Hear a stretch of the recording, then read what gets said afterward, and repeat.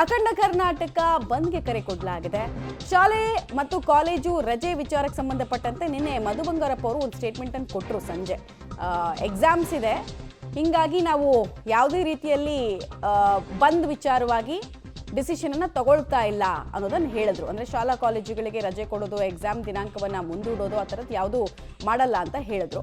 ಮತ್ತೆ ಎಮರ್ಜೆನ್ಸಿ ಸರ್ವಿಸ್ಗಳು ಸಿಗುತ್ತೆ, ಯಾಕಂದ್ರೆ ಎಮರ್ಜೆನ್ಸಿ ಸರ್ವಿಸ್ ಅಂತ ಅಂದ್ರೇನೆ ಅರ್ಥ 24/7 ಅದರ ಲಭ್ಯತೆ ಇರಬೇಕು ಅಂತ. ಸೊ ಹಾಲು, ಹಣ್ಣು, ತರಕಾರಿ, ಒಬ್ಬ ಮನುಷ್ಯನಿಗೆ ಬೇಸಿಕ್ ಫೆಸಿಲಿಟೀಸ್ ಏನೇನು ಬೇಕು, ಮೆಡಿಕಲ್ ಇರ್ಬೋದು, ಇದೆಲ್ಲವೂ ಕೂಡ ಲಭ್ಯ ಇರುತ್ತೆ ಅನ್ನೋದು ಗೊತ್ತಾಗ್ತಾ ಇದೆ. ಹಾಗೆ ಮೆಟ್ರೋ ಮತ್ತು ರೈಲುಗಳ ಸಂಚಾರ ಕೂಡ ಯಥಾಸ್ಥಿತಿಯಲ್ಲಿರುತ್ತೆ. ಬಟ್ ಇಲ್ಲಿಗೆ ಹೋಗಬೇಕಾದ್ರೆ ನೀವು ಪ್ಲಾನ್ ಮಾಡ್ಕೊಳ್ಬೇಕು ಟ್ರಾನ್ಸ್ಪೋರ್ಟೇಷನ್, ಯಾಕಂದರೆ ಪರಿಸ್ಥಿತಿಯನ್ನು ನೋಡಿಕೊಂಡು BMTC ಬಸ್ಗಳು ಆಪರೇಟ್ ಆಗುತ್ತೆ. ಸದ್ಯಕ್ಕಂತೂ ಯಥಾಸ್ಥಿತಿ ಅಂತ ರಾಮಲಿಂಗಾರೆಡ್ಡಿ ಅವರು ಕೂಡ ಹೇಳಿದ್ದಾರೆ. KSRTC ಮತ್ತು BMTC ಬಸ್ಗಳು ಆಪರೇಟ್ ಆಗುತ್ತೆ, ಅಂದರೆ ಒಂದು ಊರಿನಿಂದ ಇನ್ನೊಂದು ಊರಿಗೆ ಹೋಗುತ್ತೆ, ಒಂದು ಜಿಲ್ಲೆಯಿಂದ ಇನ್ನೊಂದು ಜಿಲ್ಲೆಗೆ ಹೋಗುತ್ತೆ ಅನ್ನೋದನ್ನೆಲ್ಲ ಹೇಳಿದ್ದಾರೆ. ಬಟ್ ಏನಾದರೂ ಒಂದು ಸ್ವಲ್ಪ ಬಂದ್ನ ಕಾವು ಹೆಚ್ಚಾಯಿತು ಅಂತ ಹೇಳಿದ್ರೆ ಎನಿ ಮೂಮೆಂಟ್ ಅದು ಸ್ಟಾಪ್ ಆಗ್ಬೋದು. ಸದ್ಯಕ್ಕಂತೂ ಎಲ್ಲವೂ ಕೂಡ ಲಭ್ಯ ಇದೆ ಅನ್ನೋದು, ಬಹುತೇಕ ಸೇವೆಗಳು ಲಭ್ಯ ಇದೆ ಅನ್ನೋದು ಗೊತ್ತಾಗ್ತಾ ಇದೆ. ಬಟ್ ಒಂದು 8 ಗಂಟೆ ನಂತರ ನಮಗೆ ಬಂದ್ನ ಎಫೆಕ್ಟ್ ಗೊತ್ತಾಗ್ತಾ ಹೋಗುತ್ತೆ. 8-9 ಗಂಟೆ ಅಷ್ಟೊತ್ತಿಗೆ ಕ್ಲಿಯರ್ ಪಿಕ್ಚರ್ ಸಿಗ್ತಾ ಹೋಗುತ್ತೆ. ಬೆಂಗಳೂರಿನ ಮಟ್ಟಿಗೆ ನಾವು ಹೇಳೋದಾದ್ರೆ ಬೆಂಗಳೂರಿನಲ್ಲಿ ಯಾವುದೇ ಕಾರಣಕ್ಕೂ ಯಾರನ್ನೂ ಒತ್ತಾಯಪೂರ್ವಕವಾಗಿ ಬಂದ್ ಮಾಡ್ಸಂಗಿಲ್ಲ ಅಂತ ಹೇಳಿದ್ದಾರೆ. ಹಾಗಾದರೆ ಈ ಕ್ವಿಕ್ ಆಗಿ ಏನಿರುತ್ತೆ ಏನಿರಲ್ಲ ಅನ್ನೋದನ್ನ ನೋಡ್ತಾ ಹೋಗೋದಾದ್ರೆ, ಆಸ್ಪತ್ರೆ, ಮೆಡಿಕಲ್, ಹಾಲು, ಅಗತ್ಯ ವಸ್ತುಗಳು ಎಲ್ಲವೂ ಕೂಡ ಲಭ್ಯ ಇರುತ್ತೆ. ನಾನು ಆಗಲೇ ಹೇಳ್ತಾ ಇದ್ದೆ, ಇವೆಲ್ಲವೂ ಕೂಡ ಎಮರ್ಜೆನ್ಸಿ ಸೇವೆ ಅಡಿಯಲ್ಲಿ ಬರುತ್ತೆ. ಮೆಡಿಕಲ್ ಲೈಸೆನ್ಸ್ ಕೊಡ್ತಾರಲ್ವಾ ಮೆಡಿಕಲ್ ಶಾಪ್ಗಳನ್ನು ಓಪನ್ ಮಾಡೋದಕ್ಕೆ, ಆವಾಗ ಅವ್ರಿಗೆ ಹೇಳಿರ್ತಾರೆ 24/7 ನೀವು ಓಪನ್ ಮಾಡಬೇಕು ಅಂತ. ಆಸ್ಪತ್ರೆನೂ ಅಷ್ಟೇ, ಸೇವಾ ವಿಭಾಗಕ್ಕೆ ಅದು ಬರುತ್ತೆ. ಇನ್ನೊಂದು ಕಡೆಗೆ ಮೆಟ್ರೋ ಹಾಗೂ ಪೆಟ್ರೋಲ್ ಬಂಕ್ ಇರ್ಬೋದು, ಹೋಟೆಲ್ ಅವ್ರು ಇರ್ಬೋದು, ಹೋಟೆಲ್ ಅಸೋಸಿಯೇಷನ್ ಅವರು ಹೇಳಿದ್ರು ನಮ್ಮದು ನೈತಿಕ ಬೆಂಬಲ ಇದೆ, ನಾವು ಮಾರಲ್ ಸಪೋರ್ಟನ್ನು ಕೊಡ್ತೀವಿ, ಬಟ್ ಬಿಸ್ನೆಸ್ ಆಪರೇಷನ್ ಎಂದಿನಂತೆ ಆಗುತ್ತೆ.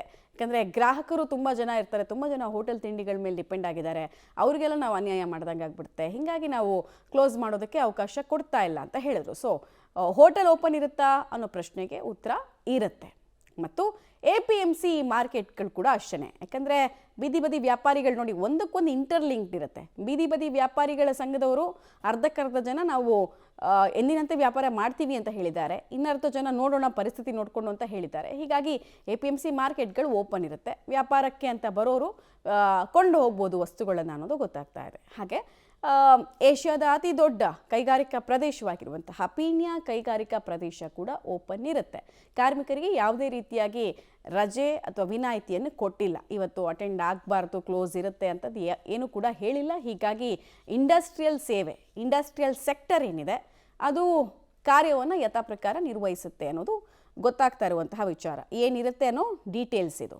ಈಗ ನಾವು ಯಾವ್ಯಾವ ಸೇವೆಗಳು ಲಭ್ಯ ಇರಲ್ಲ ಸಾರ್ವಜನಿಕರಿಗೆ ಅಂತ ನೋಡೋದಾದರೆ, ಓಲಾ, ಊಬರ್, ಟ್ಯಾಕ್ಸಿ ಮತ್ತು ಆಟೋ ಸೇವೆಗಳಿಗೆ ಸಂಬಂಧಪಟ್ಟಂತೆ ಡಿಸಿಷನ್ ತೆಗೆದುಕೊಳ್ಳಲಾಗಿದೆ. ಓಲಾ, ಊಬರ್, ಟ್ಯಾಕ್ಸಿ ಅಸೋಸಿಯೇಷನ್ ಅಧ್ಯಕ್ಷ ತನ್ವೀರ್ ಪಾಷಾ ಅವರು ನೆನ್ನೆ ಪಬ್ಲಿಕ್ TV ಜೊತೆಗೆ ಮಾತಾಡ್ತಾ ಹೇಳ್ತಾ ಇದ್ರು, ನಮ್ಮ ಸಪೋರ್ಟು ಬಂದ್ಗಿದೆ, ಹೀಗಾಗಿ ನಮ್ಮ ಚಾಲಕರು ರಸ್ತೆಗೆ ಇಳಿಯಲ್ಲ ಅಂತ.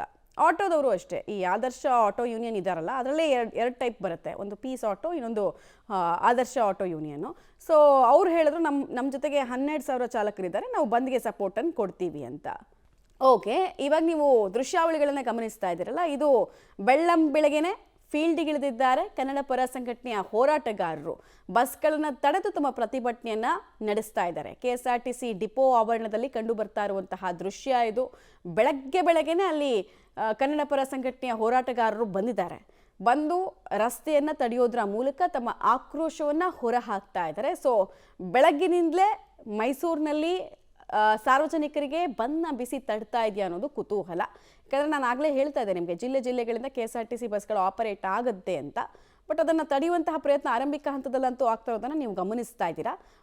ಇದು ಕೇವಲ ಪ್ರತಿಭಟನೆಗೆ ಮಾತ್ರ ಸೀಮಿತ ಆಗುತ್ತಾ ಅನ್ನೋದನ್ನ ನಾವು ನೋಡಬೇಕು. ಸದ್ಯಕ್ಕೆ ನೀವು ನೋಡ್ತಾ ಇರುವಂತಹ ದೃಶ್ಯ ಇದೆಯಲ್ಲ, ಇದು ಪ್ರತಿಭಟನೆ ಮಾಡ್ತಾ ಇರೋದು ಕನ್ನಡ ಪರ ಸಂಘಟನೆಗಳು. ಇದು ಬಂದ್ನ ಸ್ವರೂಪವನ್ನು ಪಡ್ಕೊಳ್ಳುತ್ತಾ ಅನ್ನೋದು ನಮಗೆ ಇನ್ನೊಂದು ಸ್ವಲ್ಪ ಹೊತ್ತಲ್ಲಿ ಗೊತ್ತಾಗುತ್ತೆ. ಎಲ್ಲ ಕಡೆನೂ ಹಿಂಗೆ ಆಗುತ್ತಾ ಅಂತ. ಈಗೊಂದು 5 ಜನ ಅಲ್ಲಿ ರಸ್ತೆಯಲ್ಲಿ ಕೂತ್ಕೊಂಡು ಅವ್ರ ಕೈಯಲ್ಲೆಲ್ಲ ಒಂದು ಚೀಟಿ ಇರೋದನ್ನು ಗಮನಿಸ್ತಾ ಇದ್ದಾರೆ, ಅಂದರೆ ಒಂದು ಚೀಟಿ ಇರೋದನ್ನು ಗಮನಿಸ್ತಾ ಇದ್ದಾರೆ. ಅದರಲ್ಲಿ ಒಂದು 20 ಬೇಡಿಕೆ ಇಟ್ಕೊಂಡಿದ್ದಾರೆ. ನಾನು ಆಗಲೇ ಹೇಳ್ತಾ ಇದ್ದೆ 20 ಬೇಡಿಕೆಗಳು ಯಾವ್ಯಾವುದು, ಮತ್ತು ಸರ್ಕಾರ ಇದನ್ನು ಅನುಷ್ಠಾನಕ್ಕೆ ತರೋ ನಿಟ್ಟಿನಲ್ಲಿ ಮುತುವರ್ಜಿ ವಹಿಸಬೇಕು ಅಂತೆಲ್ಲ. ನೋಡಿ, ಮೇನ್ ಈ ಹೋರಾಟಕ್ಕೆ ಕರೆ ಕೊಡೋದಕ್ಕೆ ರೀಸನ್ನು ಅಂತ ಹೇಳಿದ್ರೆ, ಕಳೆದ ತಿಂಗಳು ಕಳೆದ ತಿಂಗಳು MES ಪುಂಡರಿಂದ ಕಂಡಕ್ಟರ್ ಒಬ್ಬರು ಹಲ್ಲೆಗೊಳಗಾಗಿದ್ರು, ಮರಾಠಿ ಮಾತಾಡಲಿಲ್ಲ ಅನ್ನೋ ಕಾರಣಕ್ಕೆ. ಇದು ಕನ್ನಡಿಗರ ರಕ್ತ ಕುದಿಯುವಂತೆ ಮಾಡಿತ್ತು ಕಳೆದ ತಿಂಗಳು. 1 ತಿಂಗಳಾಗಿದೆ ಇನ್ಸಿಡೆಂಟ್ ನಡೆದು, 1 ತಿಂಗಳ ನಂತರ ಈಗ ಬಂದ್ಗೆ ಕರೆ ಕೊಟ್ಟಿದ್ದಾರೆ. ಈಗಲೂ ಕೂಡ ಅದೇ ಸಾಲಿಡಾರಿಟಿ, ಅಂದರೆ ಅದೇ ಆಕ್ರೋಶ ವ್ಯಕ್ತ ಆಗುತ್ತಾ ಜನರಲ್ಲಿ ಅನ್ನೋದನ್ನು ಇವತ್ತಿನಿಂದ ನೋಡ್ತಾ ಹೋಗಬೇಕು. 6 ಗಂಟೆ 5 ನಿಮಿಷ ಬಂದ್ ಸ್ಟಾರ್ಟ್ ಆಗಿ 5 ನಿಮಿಷ ಕಳೀತಾ ಇದೆ. 5 ನಿಮಿಷದಲ್ಲಿ ನಮಗೆ ಮೈಸೂರಿನಿಂದ ಕಂಡು ಬರ್ತಾ ಇರುವಂತಹ ದೃಶ್ಯ, KSRTC ಬಸ್ ಡಿಪೋ ಆವರಣದಲ್ಲಿ ಕಾರ್ಯಕರ್ತರು ಕಾಣಿಸ್ತಾ ಇದ್ದಾರೆ.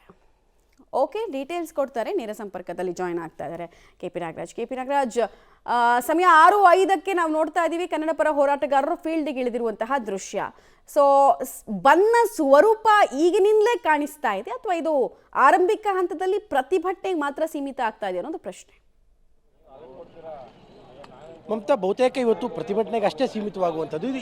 ಇದು ಆರಂಭಿಕವಾದಂಥದ್ದು. ಯಾಕಂದರೆ ಈಗ ತಾನೇ ಗಮನಿಸ್ತಾ ಇದ್ದೀರಿ, ಇದು ಮೈಸೂರಿನ KSRTC ಬಸ್ ನಿಲ್ದಾಣದ ಮುಂಭಾಗದಲ್ಲಿ ಕರವೆಯ ಕಾರ್ಯಕರ್ತರು ಬಂದು ಕುಳಿತಿರುವಂಥದ್ದು. ಬಸ್ಗಳಿಗೆ ಅಡ್ಡರಾಗಿ ಕೂತು ಬಸ್ಗಳನ್ನ ತಡೆಯುವಂಥ ಕೆಲಸವನ್ನು ಮಾಡ್ತಾ ಇದ್ದಾರೆ. ಯಾಕಂದರೆ ಕರ್ನಾಟಕ ಬಂದ್ಗೆ ಮೈಸೂರಿನಲ್ಲಿ ಏನಂತ ದೊಡ್ಡ ಮಟ್ಟದ ಬೆಂಬಲವನ್ನು ಯಾವ ಸಂಘಟನೆಗಳು ಕೂಡ ನೀಡಿಲ್ಲ.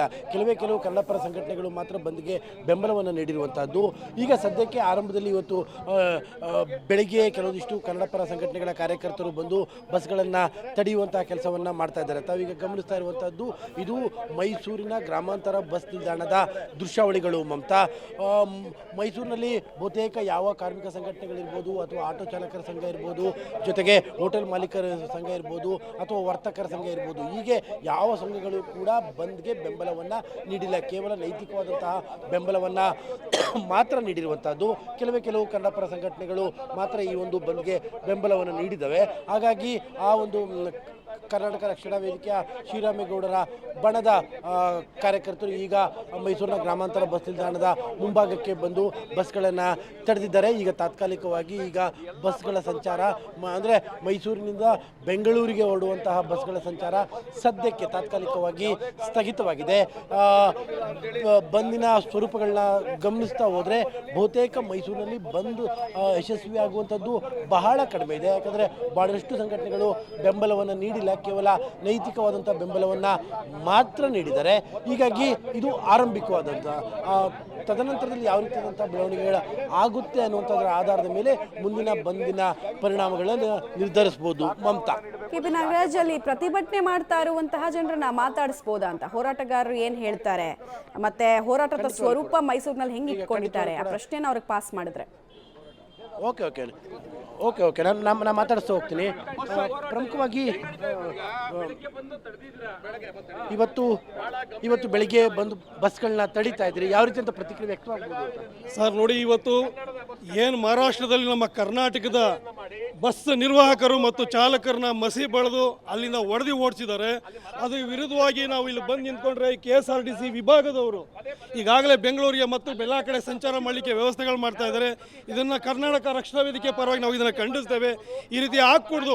ನಾವೆಲ್ಲ ಹೋರಾಟ ಮಾಡ್ತಾ ಇರುವುದು ಇಂಥ ಚಾಲಕರಿಗೆ ಪ್ರತಿಯೊಂದು ಕನ್ನಡದ ಅಸ್ಮಿತೆಗಾಗಿ ಹೋರಾಟ ಮಾಡುವಂಥ ಸಂದರ್ಭದಲ್ಲಿ ನಮ್ಮನೆಯವರೆಲ್ಲ ಬೆಂಬಲಿಸಬೇಕು, ನೀವೆಲ್ಲ ಬೆಂಬಲಿಸಬೇಕು. ಅದ್ರ ಬಿಟ್ಟು ನಮಗೇನು ಬೇರೆ ಮಾಡೋ ಕೆಲಸ ಇಲ್ವೇನೋ? ಇಂಥ ವಿಚಾರವಾಗಿ ನಾವು ಕರ್ನಾಟಕ ರಕ್ಷಣಾ ವೇದಿಕೆ ವತಿಯಿಂದ ಎಲ್ಲಿ ಈ ರೀತಿಯಾದ ಕನ್ನಡದ ವಿರೋಧಿ ಚಟುವಟಿಕೆ ನಡೀತದೆ ಅಲ್ಲಿ ನಾವು ಕರ್ನಾಟಕ ರಕ್ಷಣಾ ವೇದಿಕೆ ಹೋರಾಟ ಮಾಡ್ಕೊಂಡು ಬರ್ತಾ ಇದ್ದೇವೆ, ಮುಂದೇನೋ ಮಾಡ್ತೇವೆ, ಇದನ್ನು ವಿರೋಧಿಸ್ತೇವೆ ಅಂತ ನಿಮ್ಮಲ್ಲಿ ಹೇಳಕ್ಕೆ ಇಚ್ಛೆ ಪಡ್ತೇನೆ ಸರ್. ಮೈಸೂರಿನಲ್ಲಿ ಬಂದ್ ಯಶಸ್ವಿ ಆಗ್ಬೋದು ಅಂತ ಅನ್ನಿಸ್ತದೆ. ಓಕೆ, ಒಂದು ನಿಮಿಷ. ಮೈಸೂರಿನಲ್ಲಿ ಬಂದ್ ಯಶಸ್ವಿ ಆಗುತ್ತೆ? ಯಶಸ್ವಿ ಮಾಡ್ತೀವಿ ಸರ್, ಯಶಸ್ವಿ ಮಾಡ್ತಿದ್ದೀವಿ. ಖಂಡಿತವಾಗ್ಲೂ ಎಲ್ಲ ಚಾಲಕರು ನಮ್ಗೆ ಬೆಂಬಲವಾಗಿದ್ದಾರೆ. ಎಲ್ಲರೂ ನಮ್ಮ ಸಪೋರ್ಟ್ಗೋಸ್ಕರ, ನಾವು ಈ ಬೆಂಬಲಗೋಸ್ಕರ ಏನು ಬೇಕಾದ್ರೂ ಮಾಡೋಕ್ಕೆ ಸಿದ್ಧವಾಗಿದ್ದೀವಿ. ಇವತ್ತು ಯಶಸ್ವಿ ಆಗುತ್ತೆ ಮೈಸೂರಲ್ಲಿ ಬಂದು? ಇವತ್ತು ಮೈಸೂರಲ್ಲಿ ಬಂದ್ ಯಶಸ್ವಿ ಆಗ್ಬೋದು ಅಂತ ಇನ್ನೊಂದಿಷ್ಟು ಕಾರ್ಯಕರ್ತರನ್ನು ನಾನು ಮಾತಾಡಿಸ್ತಾ ಹೋಗ್ತೇನೆ. ಮುಂತ ಸದ್ಯಕ್ಕೆ ಅಂದರೆ ಮೈಸೂರಲ್ಲಿ ಬಂದ್ ಯಶಸ್ವಿ ಆಗುತ್ತೆ ಅನ್ನುವಂತಹ ಆಶಾಭಾವನೆಯಲ್ಲಿ ಕಾರ್ಯಕರ್ತರುಗಳಿದ್ದಾರೆ. ಆದರೆ ಯಾವ ಸಂಘಟನೆಗಳು ಕೂಡ ಬೆಂಬಲ ನೀಡದಂತಹ ಹಿನ್ನೆಲೆಯಲ್ಲಿ ಇದು ಎಷ್ಟರ ಮಟ್ಟಿಗೆ ಸಾಧ್ಯ ಅನ್ನುವಂಥದ್ದು ಪ್ರಶ್ನೆ. ಸದ್ಯಕ್ಕೆ ಮೈಸೂರಿನ ಗ್ರಾಮಾಂತರ ಬಸ್ ನಿಲ್ದಾಣದ ಮುಂಭಾಗದ ದೃಶ್ಯಾವಳಿಗಳನ್ನ ತಾವು ಮತ್ತೊಮ್ಮೆ ಗಮನಿಸ್ತಾ ಇದ್ದೀರಿ. ಪ್ರಮುಖವಾಗಿ ಮೈಸೂರಿಂದ ಬೆಂಗಳೂರು ಕಡೆಗೆ ಹೋಗ್ತಾ ಇರುವಂತಹ ಬಸ್ಗಳ ಸಂಚಾರವನ್ನ ಸದ್ಯಕ್ಕೆ ತೆರೆದಿರುವಂಥದ್ದು. ಉಳಿದಂತೆ ಓವರಾಲ್ ಆಗಿ ಬಹಳಷ್ಟು ಜನ ಇದ್ದಾರೆ. ಇವತ್ತು ಮೈಸೂರಲ್ಲಿ ಬಂದು ಎಷ್ಟು ಮಟ್ಟಿಗೆ ಯಶಸ್ವಿ ಆಗ್ಬೋದು ಅಂತೀರಾ? ಪೂರ್ಣ ಯಶಸ್ವಿ ಆಗ್ತದೆ. ಇವತ್ತು ಮೈಸೂರಲ್ಲ, ಕರ್ನಾಟಕ, ಇಡೀ ಕರ್ನಾಟಕದಲ್ಲೇ ಬಂದು ನಾವು ಕರೆ ಕೊಟ್ಟಿದ್ದೇವೆ. ರಕ್ಷಣಾ ವೇದಿಕೆ ಹಾಗೂ ನಮ್ಮ ಕನ್ನಡ ಪರ ಹೋರಾಟಗಾರರು ಫುಲ್ ಬೆಂಬಲ ಕೊಟ್ಟಿದ್ದೇವೆ. ಯಶಸ್ವಿ ಆಗುತ್ತೆ ಅಂತ ಖಂಡಿತ ಯಶಸ್ವಿ ಆಗ್ತದೆ. ಪ್ರಮುಖವಾಗಿ ಯಶಸ್ವಿ ಆಗುವಂತಹ ಮೂಡ್ನಲ್ಲೇ ಕಾರ್ಯಕರ್ತರುಗಳು ಕೂಡ ಇದ್ದಾರೆ. ಆದರೆ ಮುಂದಿನ ಗಂಟೆಗಳಲ್ಲಿ ಯಾವ ರೀತಿಯಾದಂತಹ ಬೆಳವಣಿಗೆಗಳಾಗುತ್ತೆ ಅನ್ನುವಂಥದ್ದನ್ನು ಕಾದು ನೋಡಬೇಕಾಗುತ್ತೆ. ಮಮತಾ, ಆಲ್ ರೈಟ್, ಧನ್ಯವಾದ KP ನಾಗರಾಜ್. ತಮ್ಮೆಲ್ಲ ಮಾಹಿತಿಗಾಗಿ ನೀವು ವಿಜುವಲ್ಸ್ ಅನ್ನು ಗಮನಿಸ್ತಾ ಇದ್ದೀರಲ್ಲ. ಸೊ ಆರಂಭಿಕ ಹಂತದಲ್ಲೇ ಬೆಳ್ಳಂಬೆಳಗ್ಗೆ ಫೀಲ್ಡ್ಗೆ ಇಳಿದಿದ್ದಾರೆ ಕನ್ನಡ ಪರ ಹೋರಾಟಗಾರರು. ಸೊ ಆರಂಭಿಕ ಹಂತದಲ್ಲಿ ನಮಗೆ ಪ್ರತಿಭಟನೆ ನೋಡೋದಕ್ಕೆ ಸಿಗ್ತಾ ಇದೆ. ಈ ಪ್ರತಿಭಟನೆ ಬನ್ನ ಸ್ವರೂಪವನ್ನು ಪಡ್ಕೊಳ್ಳುತ್ತಾ ಅನ್ನೋದು ಕುತೂಹಲ. ಮೈಸೂರಿನ ಯಾವ್ಯಾವ ಭಾಗದಲ್ಲಿ ಈ ವಾತಾವರಣ ಕಂಟಿನ್ಯೂ ಆಗುತ್ತೆ ಅನ್ನೋದು ನೆಕ್ಸ್ಟ್ ಕುತೂಹಲ. ನೋಡ್ತಾ ಹೋಗೋಣ. ನಮಗೊಂದು 8-9 ಗಂಟೆ ನಂತರ ಒಂದು ಜಿಲ್ಲೆಯ ಪರಿಸ್ಥಿತಿ ಹೇಗಿದೆ ಅಂತ ಅನಲೈಸ್ ಮಾಡೋದಕ್ಕೆ ಈಸಿ ಆಗುತ್ತೆ.